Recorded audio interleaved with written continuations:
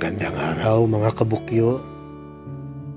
Narito na naman si Bukyo number 1. Nandito ngayon ako sa National Shrine and Parish of Saint Padre Pio dito sa Santo Tomas, Batangas.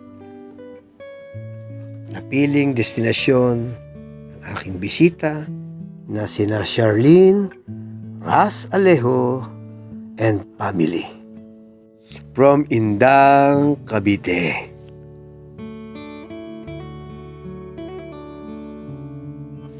Hello, Doggy. Kamasyal ka rin? Dito nga pala ang parking lot ng mga motor. Sa kabila, una-una, mga kotse. Kagaya ko, Bukyo. Marami rin kayo makikita ritong souvenirs, snack house. Siyempre, pagkagaling kayo sa mahabang biyahe, break muna saglit. Kahit sa labas, marami pa rin kayo makikitang souvenir shops all about Saint Padre Pio. Yun. Sisimula na tayong pumasok. Si Kuyang Gardo, nalampasan ko lang. Butit hindi nag-alarm. Ito nga pala ang ating Sacred Heart, Jesus. Siya agad ang una niyong mabubungaran pagpasok niyo. Tuloy-tuloy lang tayo. Tuloy-tuloy lang tayo sa National Shrine and Parish of Saint Padre Pio. Siya nga pala, located dito sa Santo Tomas, Batangas. Madali naman siyang puntahan kung nakarating ka na. Pero ako, dahil siguro ginabayan di pa Saint Padre Pio, madali ko siyang natuntun. Ito yung pinaka-arko niya. Diyan nagsisimula magpa-picture ang mga tao. Nagdadasal at nagmumuni-muni. Dito, ini-encourage ang lahat na mag-pray, hope, and don't worry. Through Saint Padre Pio. And of course, siyempre, through our Lord Jesus Christ. Pagmimisa, kailangan siyempre ang katahimikan. Yun, may Virgin Mary sa ibabaw na malaki. Tahan natin ang pinaka-shrine ni Saint Padre Pio. Ang mass schedule nila dyan, for Monday to Friday, meron siyang mass 7 a.m., 10 a.m., 12 noon, 2 p.m. and 5 p.m. And on Saturday, 7 a.m. ang healing mass, may regular mass on 12 noon, 2 p.m. and 5 p.m. And on Sunday, mass is at 5 a.m., 9 a.m., 11 a.m., 2 p.m., 4 p.m. and 6 p.m. Sa dami ng schedule at sa dami rin ng mga upuan, expect natin na maraming deboto ang nagpupunta rito para umattend ng misa. Ayan ang kanyang altar. Ayan ako. Katatapos ko lang po mag-pray. Siyempre, Katoliko rin tayo eh. Tayo ng pasasalamat at maluwalhati tayong nakarating dito. Walang aberya. Ito pa yung isa niyang shrine. Ang Divine Mercy Sanctuary for Pilgrims. May nakabantay na angel. Napakasolim ng lugar dito. Tsaka again, no? Lawak. Daming upuan. Ang daming pwedeng makinig salita ng Diyos habang may nagmimisa. Sa ngayon, bakante kasi nasa rest pa. Maya-maya pa ulit ang susunod na misa.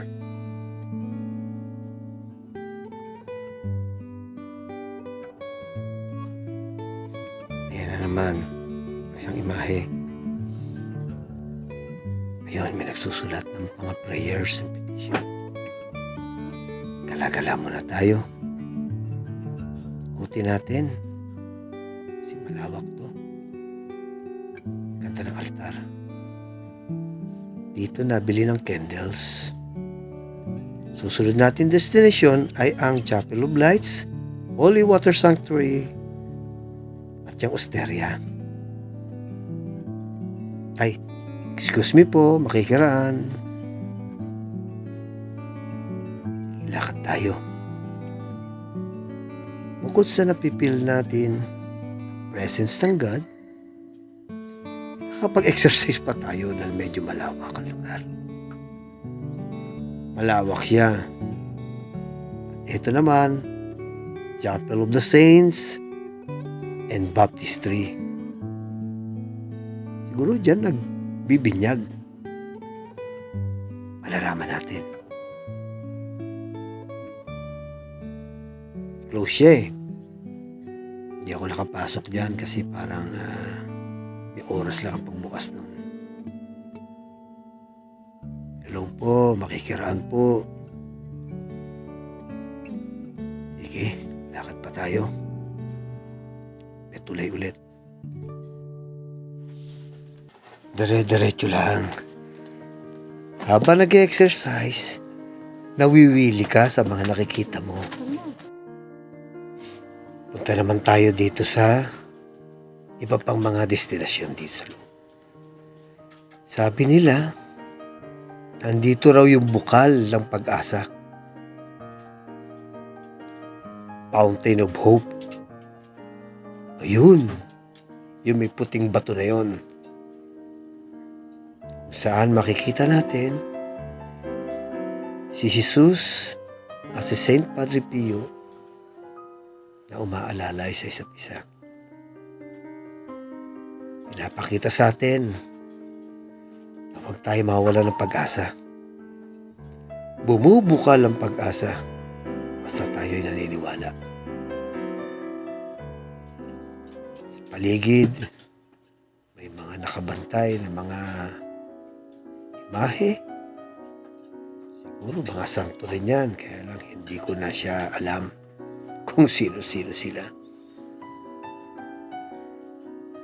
Mga tao, ikot-ikot, lakad.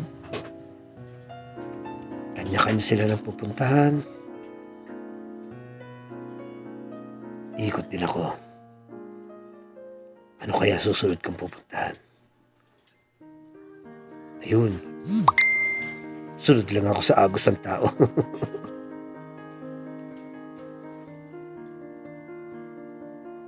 Ito, si Saint Padre Pio.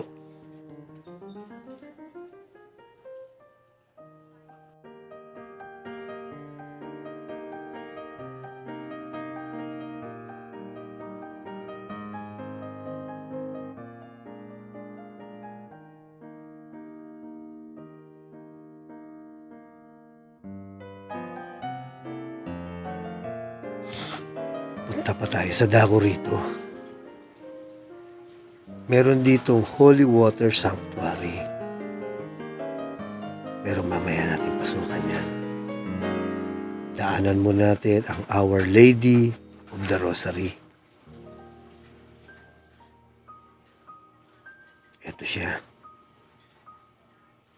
At kung kanina, nakabili na kayo ng kandila na maraming kulay, kasi kada kulay may meaning yan eh.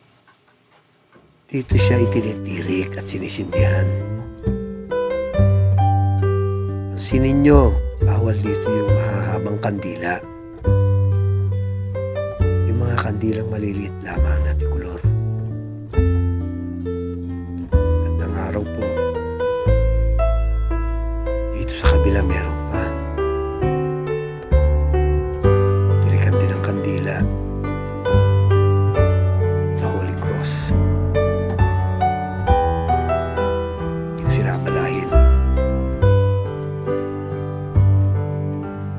naman kayo nakabili kanina ng kandila. Meron din dito mabibilihan. Hindi na kayo kailangan lumayo.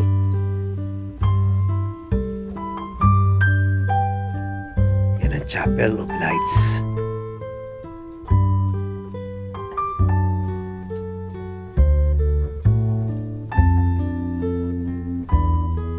Pray nyo na rin kung sino yung mga gusto nyo pag-pray. Bago kayo magdirek ng kandila. Ito yun. Lakad pa tayo. Yan yung binibilihan ng kandila. Para kung hindi kayo nakabili sa una, meron pa dito.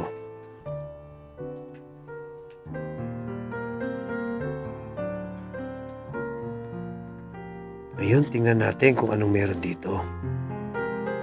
Sa Holy Water Sanctuary. Maraming tao. Sige, sunod lang ako sa agos ng tao.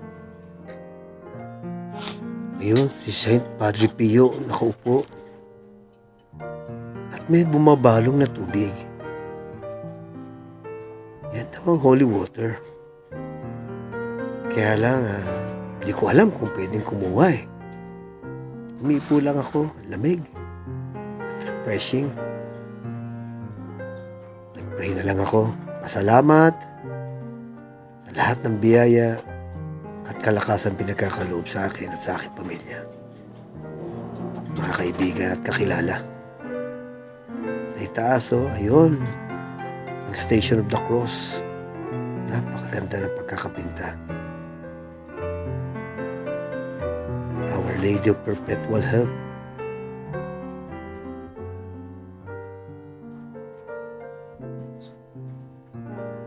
Tawa, busy-busy sa kanilang panalangin, kahilingan, pasasalamat, at syempre, pagpipicture taking.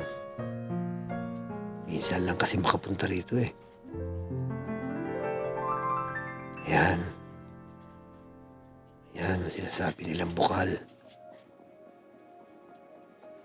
Sanctuary of Holy Water. Punta naman tayo on the lighter part. Dito tayo sa mga souvenirs. Mga emblems, mga nagpapakilala tungkol kay Saint Padre Pio. May mga stickers, crucifix, mga imahe, mga kwintas, mga pansabit sa sakyan. At ang nakita ko, yan, crucifix. Nakita ko, ayun, rep magnet. Yan. May mga kwintas. At kung ano-ano. Siyempre, hindi naman ako magpapaiwan ng walang souvenir. Bumili ako ng rep magnet.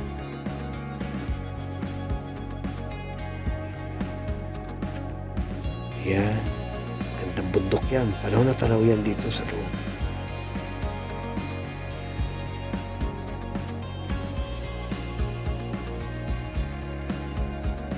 Balik ulit tayo. Balik ulit tayo sa Divine Mercy Sanctuary for Pilgrims. Kasi hindi ko naikutan kanina yung tatlong imahe. Subukan ko lapitan. Kasi kanina may mga tao eh. Dadasal. Hindi ko naman silang abalahin. Yun. Yung tatlong imahe sinasabi ko. Isa si Saint Padre Pio. Yun, siguro si Mama Mary yun. Tsaka ito si Nazareno. Tignan natin ngayon yung mga relics ni Saint Padre Pio. Ito talaga ang mahigting na dinadayo ng mga tao. mga relics, mga simbolo ng kabanalan niya. Mapakita ito na siya ay minsan ay naglakad sa ating mundo, ang karaniwang tao, na siya ay nabasbasan, naging santo. Kaya nga nakapreserve ang mga relics na ito. Binasbasan yan ng Katoliko.